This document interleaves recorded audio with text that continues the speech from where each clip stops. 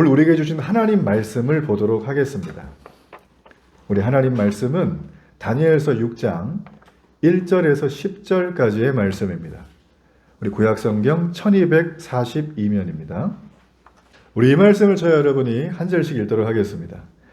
다리오가 자기 뜻대로 고관 120명을 세워 전국을 통치하게 하고 또 그들을 위해 종이 셋을 줬으니 다니엘이 그 중에 하나이라. 이는 고관들로 총리에게 자기의 직무를 보고하게 하여 왕에게 손해가 없게 하여 함이었더라. 다니엘은 마음이 민첩하여 총리들과 고관들 위에 뛰어남으로 왕이 그를 세워 전국을 다스리게 하고자 한지라.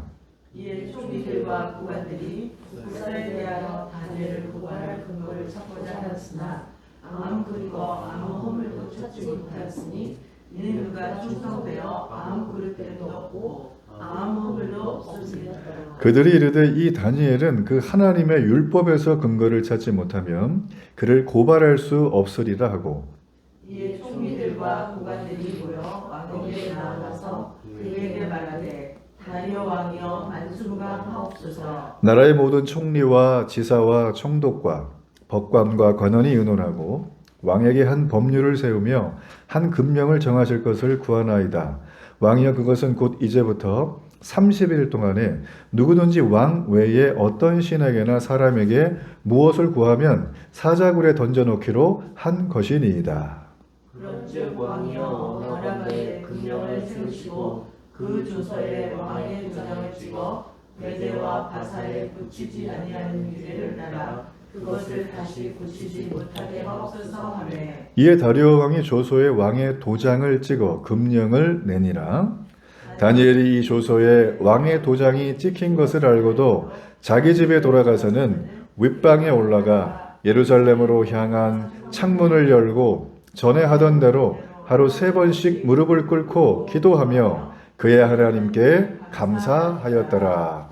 아멘. 오늘 저는 다니엘 강의 우리 11번째 시간으로 세상이 흔들 수 없는 기도의 사람, 이런 제목으로 하나님 말씀을 전하도록 하겠습니다. 지난주에 우리는 세계 역사의 흥망성쇠 중에서 신흥 강대국이었던 이 메데와 페르시아 연합군에 의해서 대바벨론 제국이 최후를 맞는 그 모습을 우리가 보았습니다. 이 바벨론 도성까지 진격을 해와서 전쟁을 승리로 이끌었던 그 장본인, 메데 페르시아의 이 장군이자 왕이었던 고레스라고 하는 사람이거든요. 그런데 여러분, 이 성경에는 고레스가 등장을 하질 않아요. 대신에 누가 등장해요? 5장 31절에 다리오, 다리우스 이런 사람, 이런 이름으로 등장하는 사람이 있습니다. 근데 이 다리오라는 왕은 페르시아 왕도 아니고 메데의 왕이었고, 이 사람의 나이가 성경에 밝혀져 있죠? 몇 살이에요? 31절에 보니까 62세. 자, 여러분이 다리오라는 사람 자체가, 이 메데의 다리오라는 사람 자체가 62세의 나이에, 그죠? 바벨론이 멸망한 바벨론 도상에 새로운 임시정부의 수반의 안주인으로 들어가게 되는 거예요. 우리는 이걸 볼 때마다 생각하는 건, 아니 왜 도대체 역사에는 다리오라는 사람이 페르시아 제국의 왕이 된 적이 한 번도 없는데 왜 성경은 지금 이 얘기를 그렇게 하고 있을까? 혹시 이게 잘못된 번역이 아닐까? 혹시 오자가 났나? 이런 식으로 생각을 할 수가 있습니다. 근데 여러분, 성경이 틀리지 않죠? 성경이 모든 역사를 포함하는 게 아니라 하나님이 우리를 구원하시는 구속의 강줄기에 따라서 성경은 역사를 집어넣기도 하고 빼기도 해요.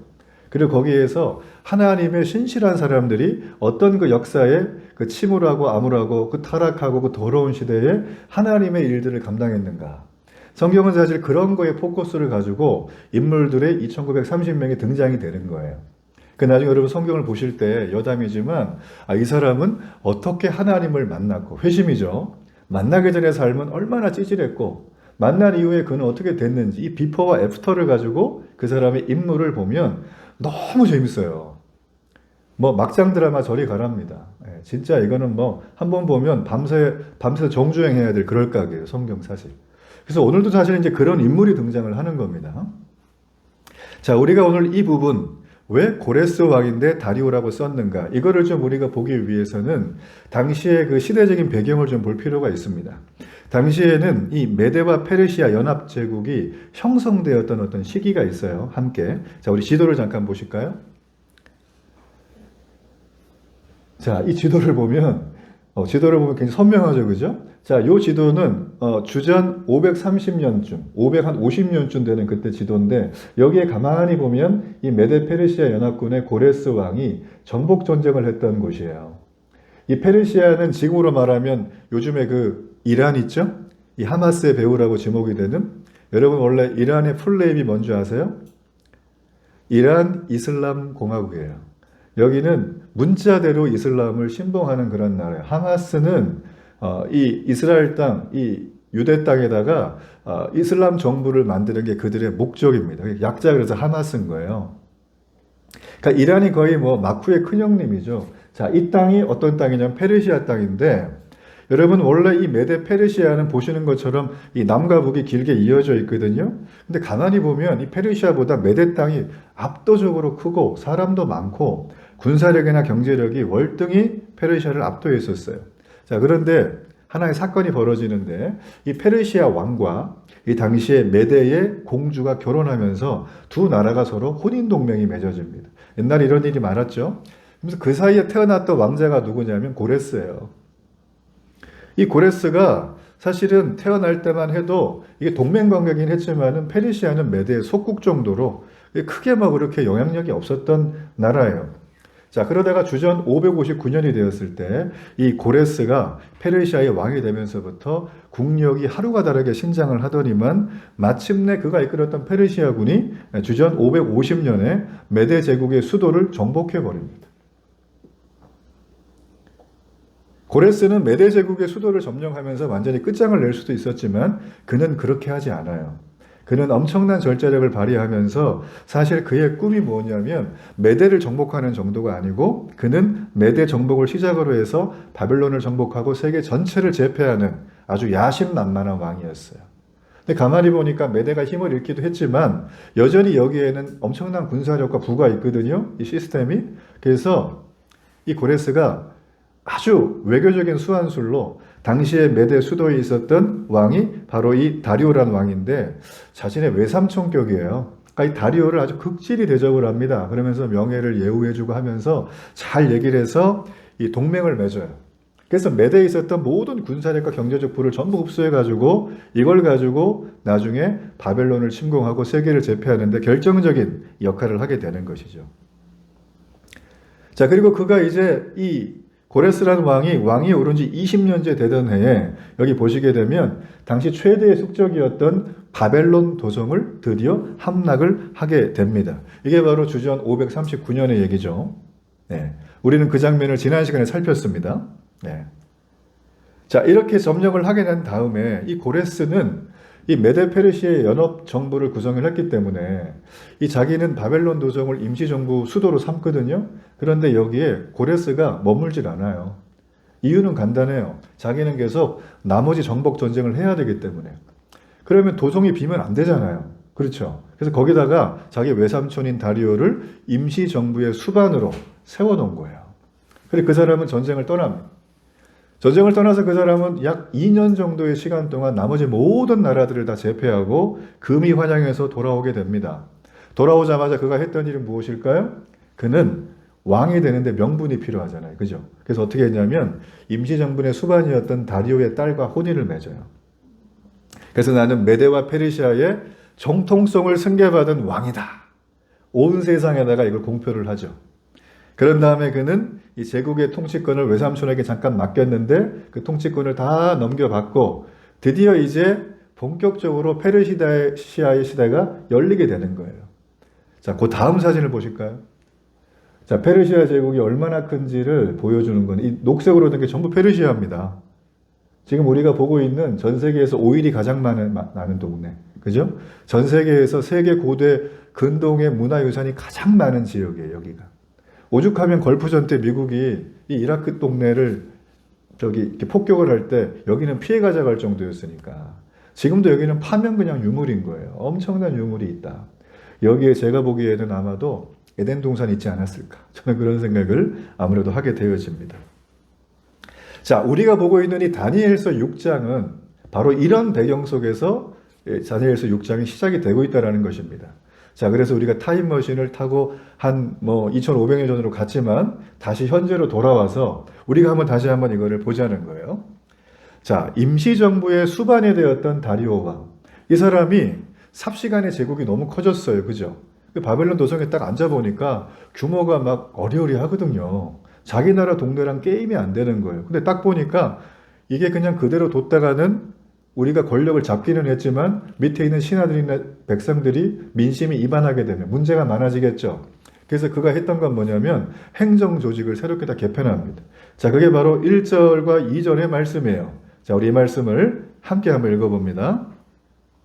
다리오가 자기의 뜻대로 고관 120명을 세워 전국을 통치하게 하고 또 그들 위에 총리셋을 두었으니 다니엘이 그 중에 하나이라.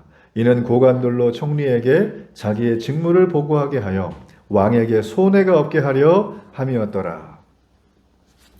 다리오는 이 과도기 정부의 임시 수반을 맡으면서 이 사람이 놀고 먹은 건 아니에요. 제가 볼 땐 좀 명민함이 있었던 것 같아요.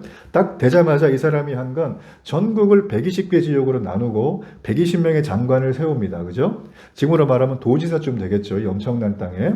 그리고 거기에 3명의 총리를 세워서 이 120명의 실제적인 보고를 전부 다 출험해가지고 3명이서 서로 권력이 집중되지 않도록 견제를 하면서 그 내용을 아주 객관적으로 왕이 받는 그런 시스템을 만들었어요. 여러분, 이게 2500년 전에 했다는 게 놀라운 일이라는 거예요. 제가 여담이지만 하나 말씀드리면 뭐 2, 3천 년 전에 그분들 전기도 없고 뭐 기름 오일도 없고 비행기도 없는데 좀 미개하지 않았을까 이런 생각을 많이 하거든요. 천만의 말씀 만만의 콩떡이. 여러분, 우리가 지금 하고 있는 고전들, 인문학적인 어떤 기라상 같은 책들은 다 언제 나왔어요? 이때 나온 거예요. 요즘 그런 거 나옵니까? 안 나옵니다. 우리의 삶은 그런 걸 생각할 겨를이 없이 너무 빠르게 회전해요. 이게 미덕인 시대이기 때문에 문제가 많습니다. 지금은 사실. 내가 누구인가? 나는 어떤 사람인가? 난 무엇을 하는데 행복한가? 이 행복은 어디서 받는가? 행복을 지속하는 비결은 무엇인가? 행복을 향해 나가는 내 발걸음이 정말 정당한 명분이 있는가? 이런 거를 별로 고민하지 않고 사람들이 행복하다고 던져주는 미끼를 덥석 물기 바쁜 거예요. 나도 저거 입어야지, 나도 저거 타야지, 나도 저기 가야지, 나도 저런 집에 살아야지. 여러분, 그렇게 한다고 해서 우리의 인생이 100년을 넘어가겠습니까? 우리의 인생은 제가 자주 말하지만 엎어놓은 모래시계와 같아요. 그게 1분짜리면 1분 만에 끝나는 거고 10분이면 10분 만에 끝나는 겁니다. 아무도 우리의 내일을 장담할 수가 없다. 아무도 우리의 내일을 장담할 수 없다. 여러분, 그렇기 때문에 기독교뿐만 아니라 종교에 귀의하신 분들은 나는 이 명제를 심각하게 받아들인 분이라고 저는 생각합니다. 이 명제를 받아들이는 순간 우리의 마음이 열리게 되어져 있다는 거죠. 자, 다시 본문으로 돌아가서 여기 보게 되어지면 이렇게 전격적으로 다니엘이 3명의 총리 중에 발탁이 되는데 이 총리들을 세워놓고 이 다리오 왕은 그들에게 핵심 잡을 주는 거예요. 자, 2절에 보면 뭐라고 되어 있냐면 왕에게 손해가 없게 하려 한다. 이 얘기는 무슨 말일까요? 요즘 말로 얘기하면 경제적인 손해를 절대 봐서는 안 된다는 거예요. 총리 너희들. 그죠? 이거 잘못하면 그냥 바로 파이어라는 거죠. 여러분, 회사를 다니면서 직장생활 하시는 분들 잘 들어보세요. 회사에서 여러분에게 승진을 시켜줄 때는 돈이 남아들어가지고 연봉 많이 주는 게 아니에요. 그렇죠? 네, 연봉을 준 만큼 그 역할을 제대로 해내라는 거예요. 맞죠? 그러니까 여러분, 승진을 달가워하시면 안 됩니다. 어떻게 보면. 그 자리는 언제든지 추풍낙엽이 될 수가 있다. 지금 이 다니엘은 그런 상황 속에 뽑혔다는 것입니다. 말씀드린 것처럼 이 페르시아가 이 점령을 해보고 나니까 이 엄청난 바벨론의 시스템과 그 모든 인력과 재산들을 관리하고 이걸 갖다가 장악하는 데는 시간이 많이 걸린다는 걸 그는 알게 된 거예요. 그렇기 때문에 총리 3명을 세울 때 페르시아 사람을 등용을 했을 수 있겠지만, 그죠? 거기에 누구를 집어넣었어요? 망한 왕조의 최고위 관료 중에 하나였던 다니엘을 거기다 집어넣었다. 그러면 이 사람이 여기에 왜 들어갔을까요? 사실 오늘 설교의 핵심적인 핵심 중에 하나가 바로 이겁니다. 왜 다니엘은 망한 왕조 출신이고 이 사람은 유대 포로 출신임에도 불구하고 왜 이 사람은 여기 지금 페르시아의 새로운 행정 시반의 최고 3인방 중에 한 명이 되었을까? 가만히 생각을 해보면 거기에 맞는 실력은 있었겠죠. 그죠? 인품 따라갔을 거예요. 도덕성 따라갔겠죠. 깨끗함 따라갔을 것입니다. 저는 다니엘의 삶이 도덕적으로 굉장히 깨끗했다고 봐요. 그리고 명망도 높았을 거예요, 상당히.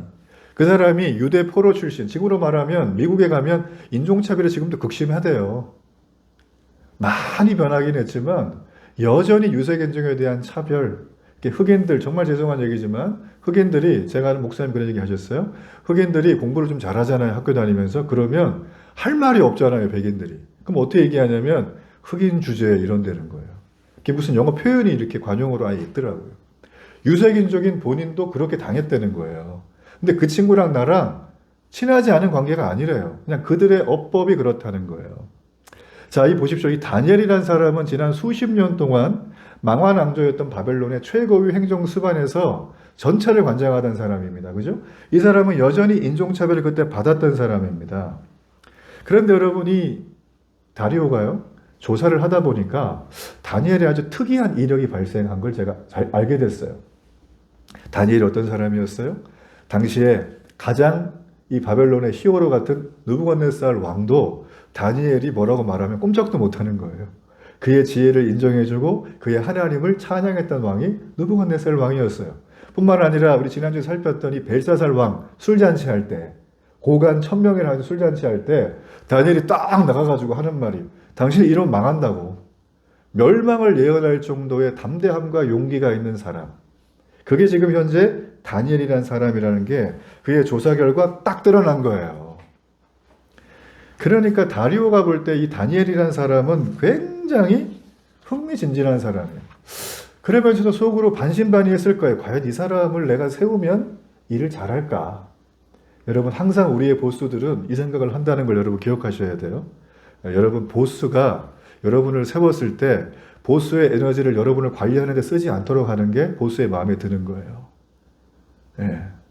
보스가 나를 관리해줘야 내가 일을 한다. 이거는 그 자리에 오래 못 있게 되는 거예요. 자, 여하튼 이런 어떤 흐름을 볼 때 저는 하나 고민이 되는 게 뭐냐면, 궁금했던 게, 아니 우리가 이 모든 어떤 다니엘의 치적과 행적을 안다고 해도 한 나라가 멸망을 하게 되면 대부분 다 어떻게 합니까? 우리가 전례대로 다들 죽이죠. 고위관직자들은. 그죠? 아니면 멀리 유배를 보내거나. 이게 정설인데 오늘 여기 보면 80이 넘은 노인, 그것도 수십 년 전에 이미 정계를 은퇴했던 이 사람을 새로 등장한 제국의 최고위직에 순식간에 발탁이 되었다. 여러분, 이걸 어떻게 생각을 하세요? 왜 이 사람은 이렇게 최고위직에 뽑혔을까요?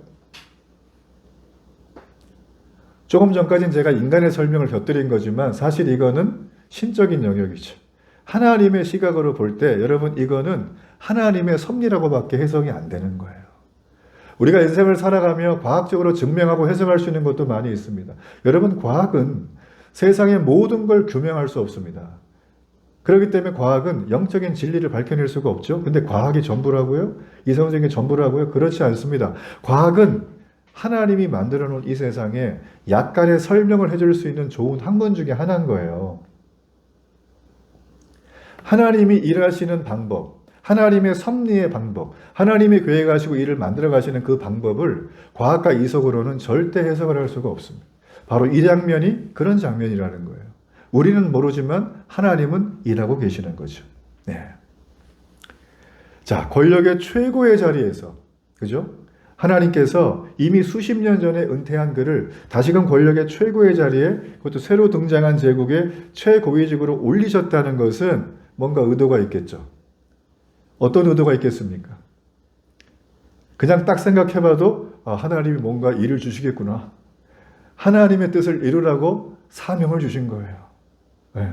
하나님이 여기에다가 뭔가 메시지를 가득 싣고 있다는 것입니다. 전 여러분의 인생도 은퇴가 없는 평생 이 하나님 앞에 쓰임받고 들림받았던 다니엘의 은혜가 있기를 바랍니다. 하나님의 섭리는 나이를 불문하는 거예요. 자, 모두의 예상을 정말 보란듯이 뒤엎고 총리의 자리에 우뚝 오르게 된 이 다니엘. 많은 사람들은 운이 좋았겠지 이런 생각을 하지만 성경은 그렇게 말하지 않습니다. 자, 오늘 다니엘서 6장 3절의 말씀. 자, 이 말씀 한번 함께 읽어봅니다. 다니엘은 마음이 민첩하여 총리들과 고관들 위에 뛰어남으로 왕이 그를 세워 전국을 다스리게 하고자 한지라. 여러분 이 구절 딱 읽었는데 뭐가 좀 마음에 팍 들어오세요? 그렇죠. 다스리. 또 뭐가 있을까요? 맨 앞에. 그렇습니다. 다니엘에 대해서 지금 성경은 어떻게 표현하냐면 마음이 민첩하다는 거예요. 민첩하니까 뭐 손흥민 같기도 하고 그죠? 뭐 박지성처럼 막 빠르기도 하고 막 이렇게 되는데 축구 좋아하는 분도 축복합니다. 자, 그런데 사실 이 민첩하다는 표현은 굉장히 그 성경에서는 탁월한 사람을 얘기할 때 쓰는 겁니다. 그러니까 너무나 탁월해가지고 다른 페르시아의 관료들과는 게임이 안 될 정도의 사람이 누구요? 다니엘이다. 그러니까 젊었을 때는 뭐 민첩했다고 쳐요, 저는. 근데 지금 82세의 노인이 됐는데 여전히 이 뛰어남이 유지가 되고 있다. 그것도 수십 년간 살벌한 파워 게임에서 이걸 유지를 해왔다. 이거는 여러분 기적 같은 일이에요. 제가 지금 이 부분을 좀 집중적으로 다루려고 한다는 것입니다. 그는 지금 어떤 세상이에요? 바벨론 끝났고 전혀 새로운 나라가 망한 왕조의 고위관료 출신을 받아다가 다른 언어와 정치 시스템을 가지고 완전히 바뀐 세상에서 지금 이 사람은 다리오가 평가할 때 어때요? 마음이 민첩하다는 거예요. 영어 성경 ESV에 보면 마음이 민첩했다라는 얘기가 아주 탁월한 정신을 말하기도 하고요. 또 원어 성경에 보면 아주 놀라우신 영을 소유했다라는 것입니다. 이걸 정리하면 어떻게 될까요? 세월이 지나도 변치 않는 그의 탁월함은 바로 하나님의 영에 사로잡힌 사람, 바로 성령으로 충만한 사람을 말하는 거예요. 여러분 성령 충만은 그냥 산에 올라가서 나무뿌리 뽑는다고 되는 게 아닙니다.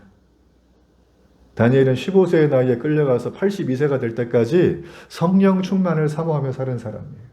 성령 충만을 사모하는데 여러분 다른 사람한테 거짓말할 수 있습니까? 성령 충만을 사모하는데 집에 가서 함부로 갈 수 있어요? 못합니다. 성령 충만을 사모하는 사람은 그의 삶이 성령과 함께하기 때문에 그게 되는 거예요.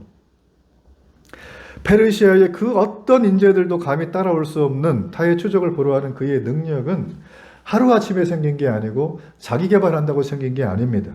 그는 평생을 하나님을 의지하고 살았어요. 아침에 눈을 뜰 때 주님 굿모닝 하면서 기적의 아침이라고 미라클 모닝이라고 하나님 앞에 감사하고 여러분 아침에 일어났을 때 무슨 말을 제일 먼저 하세요? 아이 눈 떴네. 이래요? 오늘 또 7시까지 가야 되는데 그거 보내야 되는데 빨리. 나는 그게 없어 날마다. 아니 쟤는 저걸 왜 안 하지? 이런 말이 나오세요? 아니면 할렐루야가 먼저 나오세요? 저는 의도적으로 아침에 일어나면 하나님 생각 먼저 하려고 애 많이 써요. 안 될 때도 있지만 여러분 그렇게 하길 바랍니다. 아침에 첫 마디가 하루 종일 가는 거예요. 여러분이 다니엘이라는 사람은 날마다 그분과 교제하고 살았고 그러다 보니까 성령이 그 안에 오셨고 오신 그 성령이 그 안에서 충만하게 삶을 이끌어 가시기 때문에 그 쌀벌한 권력의 파워게임 속에서 그는 자기의 지혜가 아니라 성령의 지혜로 살아났다는 거예요. 요즘 보니까 금리 때문에 이 집 대출 받은 분들 너무 힘들어 하더라고요. 또 땅을 구입하신 분들 너무 괴로워하는 걸 제가 종종 듣습니다. 여러분 여기에서 헤어나올 길이 있을까? 분별이 필요합니다. 분별이. 그게 우리의 지혜와 해반도 되지만 여러분 하나님 앞에 나가시길 바랍니다. 하나님께 나가시길 바라요. 자, 이렇게 놀라운 다니엘이지만 정말 중요한 건 이 통속적인 다리오 왕은 다니엘이 이런 영적인 스피릿을 전혀 모르는 거예요. 그래서 다니엘을 딱 세워놨거든요. 근데 고민하면서 딱 세워서 과연 이 사람이 성과를 낼까? 이런 생각을 하고 있는데 오늘 말씀해 보니까 다니엘이 현장에서 발군의 실력이 아니라 아주 탁월한 기량을 발휘하는 거예요. 너무나 뛰어난 능력을 발휘하니까 이 다리오 왕이 다니엘을 보고 너무 다니엘이 팬이 된 거예요. 감동을 받아가지고. 그 다리오 왕이 어떻게 하는 줄 아십니까? 세 명의 총리를 세워서 힘을 견제하면서 나라를 운영하려고 그랬는데 야 아니다. 다니엘한테 힘 다 몰빵 쫙 밀어주는 거예요. 그러고 나서 없던 자리 만들어가지고 다니엘 네가 최고 총리해. 전 여러분이 회사에 갔을 때 사장님이 여러분을 보고 내가 당신과 일을 해야 되니까 자리가 없어 내 만들어줄게. 이러기를 축복합니다. 자리 달라고 떼쓰지 말고 올라가려고 겉모술수 부리지 말고 그냥 내가 성령과 함께하는 사람이 되세요. 성령이 나와 함께하면 자리는 생겨요. 우리가 늘 보잖아요. 정권이 바뀔 때나 회사가 바뀔 때나, 그쵸? 새로운 회사가 생길 때 우리가 인맥이나 뇌물로 고위직에 올라간 사람들은 환경과 정권이 바뀌면 하루아침에 추풍낙엽입니다. 우리 10년 전에 국무총리 이름 세 글자 기억하세요? 5년 전에 국방장관 이름 기억합니까? 신문에 떠들썩하게 그들이 날마다 나왔지만 우리는 전혀 기억도 못해요. 목사님 제 생일도 헷갈려요. 뭐 이런 상황인데 지금 그들 이름을 기억할 다니엘인지 다니엘인지 이것도 헷갈리는데 그죠? 그러니까 여러분 세상이 써주는 감투는 건불 10년도 아니라 건불 10분이다 내가 볼 때. 아무것도 아니라는 거예요. 그래서 우리는 자리 욕심 내지 말고 탁월한 사람이 되고 성령으로 함께하는 사람이 되기를 축복합니다. 당신이 탁월해지면 없던 자리도 만들어줘요. 이게 바로 하나님의 영으로 충만했던 다니엘의 탁월성이 그 전체와 주변을 전부 축복으로 적셨던 그 핵심적인 메시지라는 거예요. 자, 여러분 이렇게 너무나 핑크빛인데 그에게 위기가 닥칩니다. 왜냐하면 초고속 승진을 다리오 왕을 통해서 막 하니까 그걸 옆에서 지켜보고 있었던 다른 총리 2명, 그죠? 그리고 120명의 고관 대작들이 그걸 보면서 어떤 마음이 들었을까요? 저 다니엘을 저 출신 성분도 미약한 저 사람을 망할 왕조 출신의 세상에 어떻게 최고위 행정수반으로 저 사람을 올려? 이 왕이 미친 거 아니야? 그러면서 지금 역을 지켜보고 있었던 사람들이 너무나 마음이 힘들었어요. 다 페르시아의 관료 출신들이겠죠. 여러분 이 사람들이 어떤 사람들이에요? 20년 동안 고레스 왕과 함께 정복 전쟁을 기나길게 하면서 생사를 넘나들었던 그런 관료 출신들이에요. 이 사람들 한 자리 줘야 됩니다. 내가 볼 때는. 안 그렇습니까? 그죠? 개국공신인데. 근데 개국공신 다 제끼고 포로 출신 그것도 나이가 80이 넘은 할아버지 한 명을 앉혀놓고 이 사람 보고 총리하라 그러니 눈이 뒤집힐 일이죠. 여러분 살다가 눈이 뒤집힐 때 없으세요? 있어요. 네. 없기를 축복합니다. 있어도 말씀으로 부드럽게 넘기길 축복합니다. 자, 그런데 보세요, 여러분. 왕이 이렇게 굳은 결심을 한 거를 이 신하들이 다 알았어요. 이거 바꿀 수가 없다. 그럼 이제부터 전략을 바꾸자. 다니엘을 그 자리에서 끌어내기 위해서 그의 약점을 찾자. 여러분, 그게 바로 다니엘 6장 4절이에요. 자, 앞에 있는 말씀으로 한번 볼 텐데, 세번역 성경이라서 우리 앞에 있는 6장 4절의 말씀 함께 한번 읽어봅니다. 그러자 다른 정승들과 지방 장관들이 다니엘이 나라 일을 잘못 처리한 것을 찾아내려 하였다. 그러나 그들은 그에게서 아무런 실책이나 허물을 발견하지 못하였다. 다니엘이 인물에 충실하여 아무런 실책이나 허물이 없었기 때문이다. 평소에 서로 별로 친하지도 않았던 120명의 공무원들이 자기들끼리 다니엘 타도 연합전선을 순식간에 구축을 하더니만은 이제 다니엘의 수십 년간의 업무 일지를 가져다가 책상에 쫙 쌓아놓고 드라마의 한 장면처럼 밤새 보는 거예요. 이분이 아무리 그래도 아무리 깨끗해도 아무리 탁월해도 그래도 뭔가 오점은 있을 거다. 그죠? 그러면서 이 사람이 서류에 잘못 사인한 게 없나, 자기의 독점적인 힘을 가지고 약자들을 괴롭힌 적은 없나, 뇌물을 좀 받은 적은 없나, 이중장부 쓴 적 없나 계속 볼겠죠. 이들이 계속 찾아봤는데 놀라운 일이 벌어져요. 이 다니엘을 파면 팔수록 그의 깨끗함과 탁월함만 드러나지 그의 실수와 허물이 안 드러나는 거예요. 제가 자주 찾아가는 이 칸센터가 있습니다. 거기 카센터를 가면 사장님과 직원들이 계신데 너무 친절해요. 그러니까 친절은 할 수 있어요. 그죠? 근데 차를 우리가 거기 왜 갔죠? 고치러. 어떻게? 마음이 흡족하게. 내가 얘기 안 해도 알아서 다 해주시면 좋잖아요. 그쵸? 근데 거기는 그렇게 해주는 곳이에요.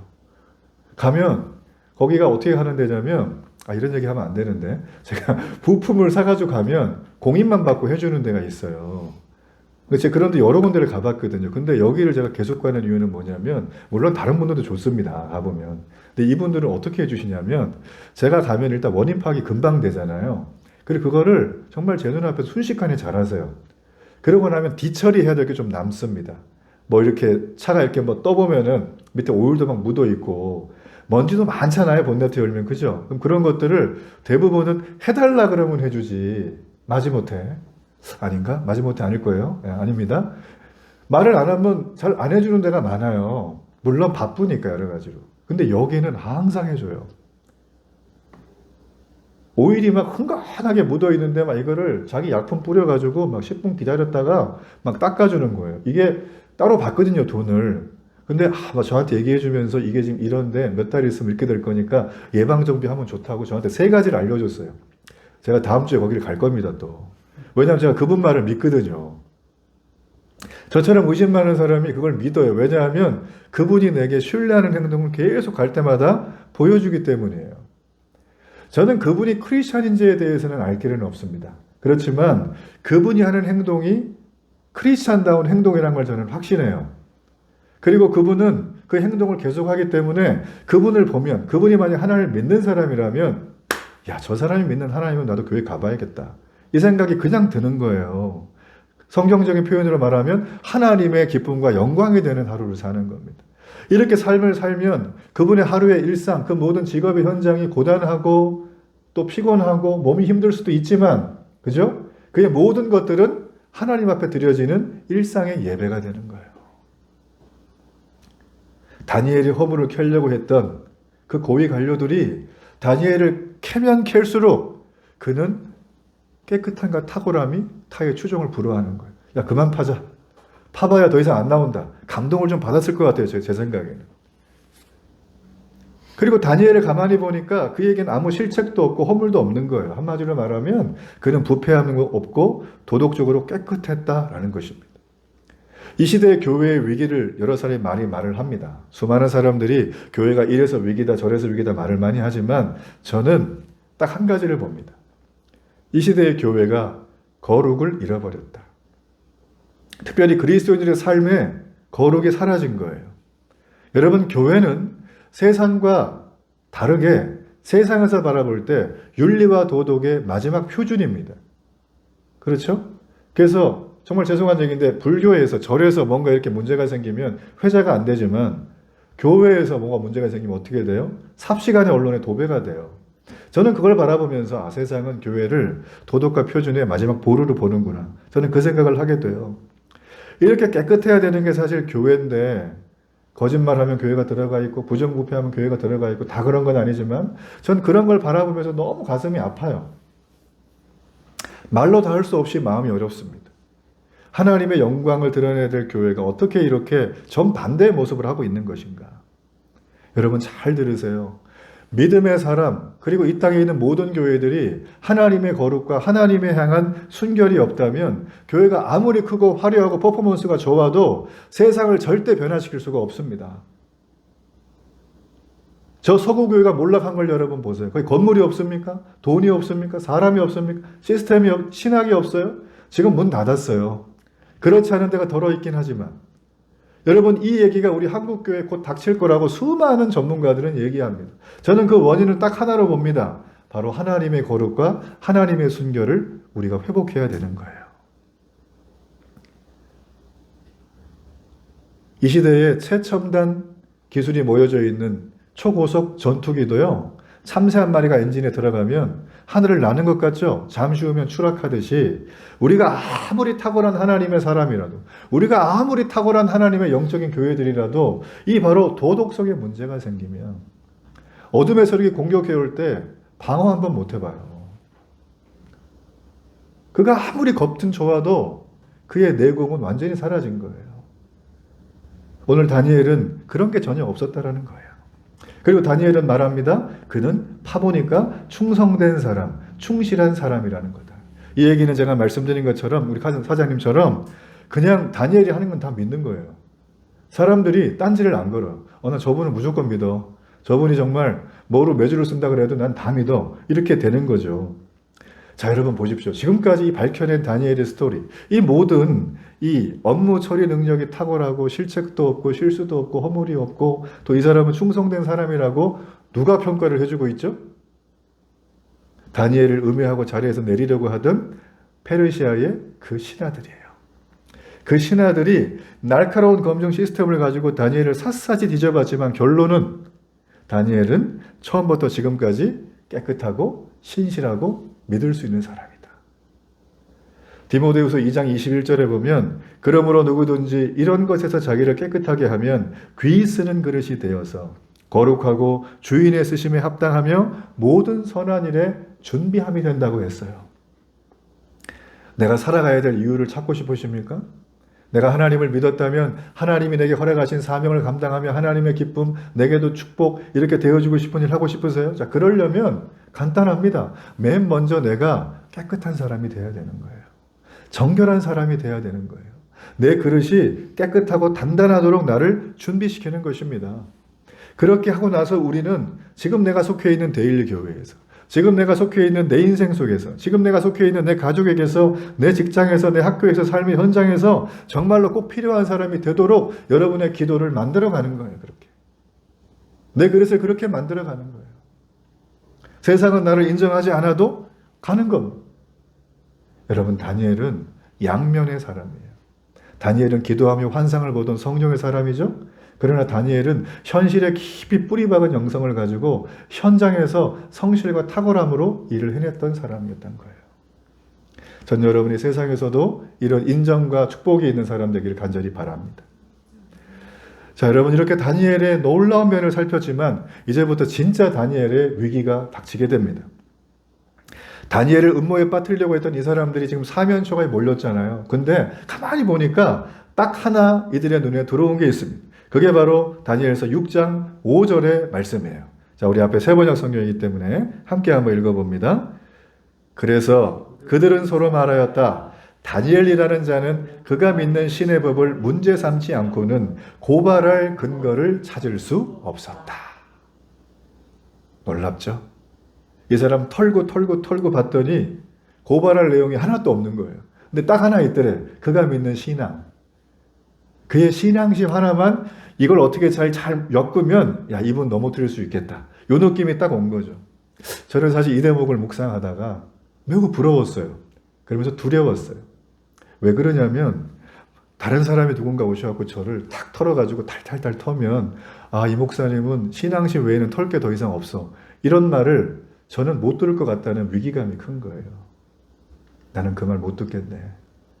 아까 제가 처음에 얘기했죠. 요즘에 기도를 제가 너무 못하고 있다. 기도를 하긴 하는데 제대로 못하더라고요. 그래서 제가 이게 요즘에 제 마음에 위기라는 빨간 신호등이 이미 켜졌고 제가 아마 일기도 썼어요. 기도해야 되는데. 근데 기도를 점점 못하는 거예요. 그래서 제가 오늘 이 말씀 다 끝나고 예배 후에 저 혼자 곰곰하게 생각을 해볼 거예요. 내가 왜 기도를 못하고 있나? 어떤 부분에서 넘어지고 있나? 여러분들도 한번 생각해 보시길 바랍니다. 네. 자, 여러분, 그래서 이 시대의 크리스찬들은 목사님 내가 정말 교회 다니는데 세상이 나를 얼마나 공격하는지 몰라요. 이렇게 얘기를 하지만 사실 엄밀히 따지고 보면 그 사람이 공격받는 이유는 그 사람의 신앙심 때문이 아니라 세상과 크리스찬인 그 사람이 하고 다니는 짓이 별로 다르지 않기 때문이에요. 맞죠? 그렇죠? 거의 다르지 않은 게 똑같죠. 어떨 땐 더 한다는 것입니다. 거룩과 순결이 없다면 아무리 교회가 크고 화려하고 하나님의 사람으로 내가 살아도 절대 세상 변화 못 시킵니다. 나 자체도 정리가 안 된다는 거예요. 자, 그렇게 되면 우리는 하나님의 영광을 나 훼손한 적 없는데요. 그냥 훼손이 되는 거예요. 그러니까 여러분, 우리가 하나님 앞에 각자 코람데오의 마음을 가지고 회개할 건 회개하고 내 삶을 재정비해야 된다는 거예요. 재정비해야 된다. 지금부터 본격적으로 이제 다니엘은 이 음모자들에 의해서 완전히 함정에 빠지게 됩니다. 근데 여러분 잘 보세요. 다니엘은 함정에 빠질 사람 같지가 않죠. 그리고 함정에 빠져서 함정을 댈 만한 게 신앙심 외에는 없죠. 그렇다면 지금 이 사람이 당해야 될 앞으로의 핍박과 고난은 자기 잘못이에요? 아니면 예수님 때문이에요? 신앙심 때문이니까 신앙 때문에 받는 고난이죠? 잘 보세요. 여러분, 이게 사실은 고난에도 두 종류가 있는데 한 가지 고난은 내가 잘못해서 겪는 고난이 있어요. 내 탓 때문에. 내가 맨날 거짓말을 밥 먹듯이 한다거나 일상생활을 함부로 산다거나 이렇게 해서 고난이 오면 내가 크리스천 할아버지라도 그냥 이거는 개고생이에요. 아무런 이득이 없어요, 이거는. 근데 오늘 여기 말씀해 보면 다니엘이 겪는 고난은 예수님 때문인 거예요. 내가 주님 믿었더니 야, 세상에 핍박이 심하다. 이게 정상적인 고난입니다. 그러면 이 고난을 주는 이 고위 관료들 말고 그 배후에 그를 이끌고 주장하는 세력이 누굴까요? 예나 지금이나 사탄의 배후가 있는 거예요. 그러므로 우리가 당하는 영적인 고난, 신앙심 때문에 받는 고난은 그 배후에 영적인 전쟁을 선포한 사탄이 있다는 걸 반드시 명심을 해야 됩니다. 요한복음 15장 18절에 보면 이런 말이 있어요. 세상이 너희를 미워하면 너희보다 먼저 나를 미워한 줄을 알라. 예수님을 주인으로 믿는 이 땅의 크리스찬들에게 내가 영광을 줄 거야. 근데 반드시 기억해야 돼. 핍박과 고난도 함께 올 거야. 그러면서 요한복음 15장에 그 말을 한 거예요. 주님이 그랬어요. 너희는 세상에 속한 자가 아니기 때문에 너희를 세상에서 내가 택했기 때문에 세상이 너희를 미워할 거라는 거예요. 그러니까 우리가 미움받는 이유는 난 미운 우리 새끼가 아니라 예수님을 믿기 때문에 세상은 나를 그때부터 이유 없이 싫어하는 거예요. 여러분 고난 가운데 담대함을 가지십시오. 신앙 때문에 오는 핍박을 절대 굴하지 마시고 오히려 이게 축복이라는 걸 여러분 마음에 새기시길 바랍니다. 자, 다니엘에게는 이렇게 예수님을 공격했던 이 어둠의 권세가 이제는 아주 완전 무장을 하고 총 공격을 하는 게 지금의 내용입니다. 자, 그러면 공격의 내용이 뭔지를 봐야 되잖아요. 그죠? 이 공격의 내용을 가만히 보면 다니엘을 음해하려던 이 무리들이 아주 뛰어난 머리를 가지고 한 가지 아주 교활한 법안을 하나 만들어서 왕 앞에 가지고 가요. 그러면서 하는 얘기가 이런 거예요. 왕이여, 앞으로 30일 동안 왕 당신 외에 누구에게든지 기도하는 사람이 있으면 누구를 막론하고 내가 잡아다가 사자굴에 넣는 거를 법령으로 좀 만들어 보십시오. 여기 있습니다. 도장만 찍어주세요. 그런 거예요. 근데 이 고레스 말고 이 다리오 왕은 사실 임시 정부의 수반이긴 한데 나이도 많죠. 그리고 자기는 사실 페르시아 왕이 아니라 망한 메대 왕이잖아요. 그러니까 좀 밀리죠. 그러니까 좀 마음이 야, 조금 있으면 이제 고레스 오면 나 이제 끝장날 텐데 좀 서글픈 생각이 들까요? 안 들까요? 엄청 드는 거예요. 그렇기 때문에 이 고레스 말고 이 다리오라는 이 사람은 아니 갑자기 페르시아의 이 고레스 부하인 줄 알았더니만 나한테 와가지고 나를 위한 법을 만들고 나를 위해서 기도해 주는 사람들을 이렇게 법적으로 만들어내자? 마음이 어땠을까요? 기분 좋죠. 그래서 이 사람이 홀라당 넘어갑니다. 조사를 확 찍어주는 거예요. 근데 나중에 알게 되죠. 이 법이 내가 너무나 충신으로 여기는 다니엘을 제거하려는 법이었다는 걸 이 사람은 나중에 알게 되고 땅을 치게 되는 것입니다. 여러분 세상에 기대어 살지 마세요. 세상은 이렇게 파워게임에 능해요. 친구 셋만 모이면 우리 뭐 하죠? 파워게임 하잖아요. 네가 회장해라, 부회장해라, 총무해라. 그럼 회원은 누가 할 거예요? 회원도 없어. 그냥 자기들끼리 다 임원들이야. 막. 그러니까 세상은 항상 이렇게 힘을 가지고 소요를 세우는 게 세상의 메커니즘이에요. 그렇기 때문에 여러분이 혼신을 다해서 탁월한 성령으로 함께 해야 하지만 거기에 여러분 인생을 다 걸지 마십시오. 하나님이 자리를 올리기도 하고 내리기도 한다는 걸 기억해야 되는 거예요. 자, 이런 상황 속에서 다니엘은 그러면 어떻게 대처를 하는가? 자, 이게 10절의 말씀입니다. 우리 다니엘서 6장 10절의 말씀 우리 함께 읽어봅니다. 다니엘이 이 조서에 왕의 도장이 찍힌 것을 알고도 자기 집에 돌아가서는 윗방에 올라가 예루살렘으로 향한 창문을 열고 전에 하던 대로 하루 3번씩 무릎을 꿇고 기도하며 그의 하나님께 감사하였더라. 이게 지금 다니엘이 위기에 처했을 때 대처한 방법이에요. 읽으시면서 어떤 생각이 드셨어요? 아, 다니엘은 역시 돈이 많구나. 다니엘은 역시 충신이 많아가지고 다 해결해 주는구나. 한마디도 안 나오죠? 다니엘이 한 건 뭐예요? 기도한 거예요. 그리고 감사한 거예요. 어떤 상황에서 조소의 왕의 도장이 그 교활한 법안이 통과된 걸 알고도 이 사람은 기도하고 여전히 하던 대로 감사한 거예요. 이게 정말 너무나 놀라운 일입니다. 보통 사람 같으면은 이런 위기가 오면 보통 어떻게 합니까? 왕을 찾아가잖아요. 그래서 내가 왕이시여 내가 최고 총리인데 누가 나 이렇게 음해합니다. 좀 정리 좀 해주세요. 그렇게 하겠죠.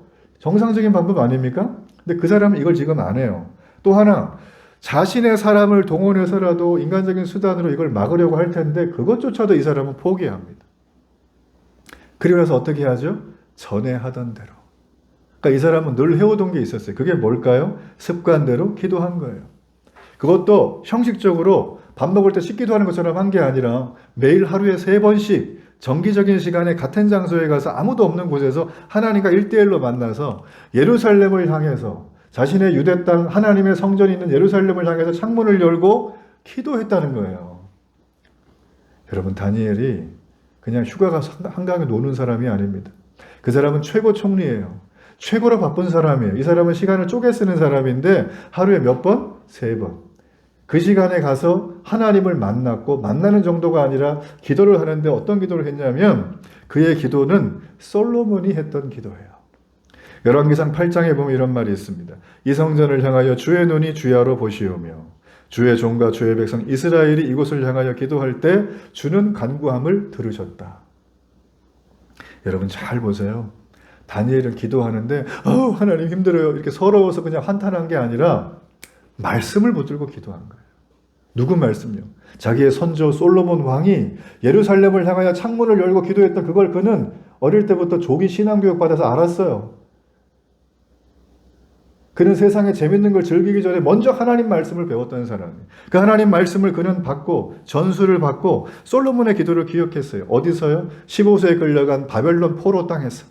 그는 기억해서 지금 80이 넘은 노인이 될 때까지 이 기도하는 것을 잊지 않고 계속 해오고 있는 거예요.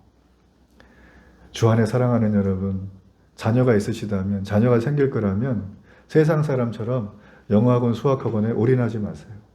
아이에게 왕자 공주로 절대 키우지 마세요. 그런 애들이 나중에 취직하면 하루 만에 간두고 나와요.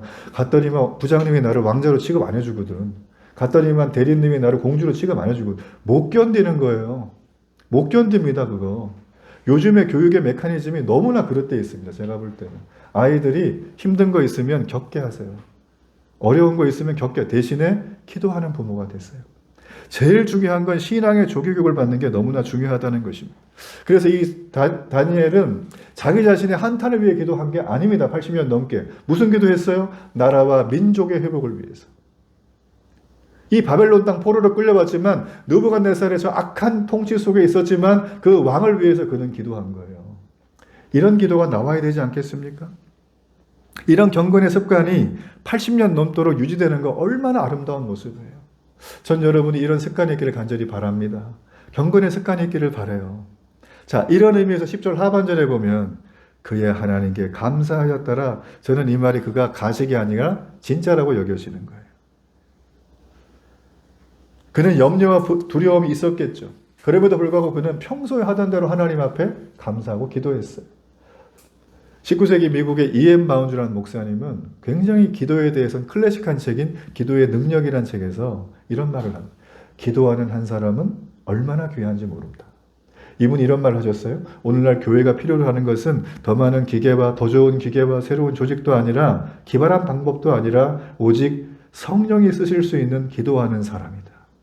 기도에 능한 사람이다. 기도하는 사람은 성령의 기름 부음이 있는 그 사람이다. 그래서 하나님은 역사를 이루어 가신다. 다니엘은 지금 자기를 죽이려고 하는 이 무서운 법력이 시작된 것을 알고도 평소대로 기도합니다. 매일 정한 시간에 하루에 3번씩 골방에서 예루살렘을 향해 창문을 열고 그는 기도를 해요. 충분히 하나님을 원망할 수 있는 상황인데도 그는 이 또한 하나님의 섭리와 주권 아래에 있고 난 이걸 믿고 심지어는 감사하면까지 기도를 합니다. 여러분 진짜 감사가 이런 거 아니겠습니까?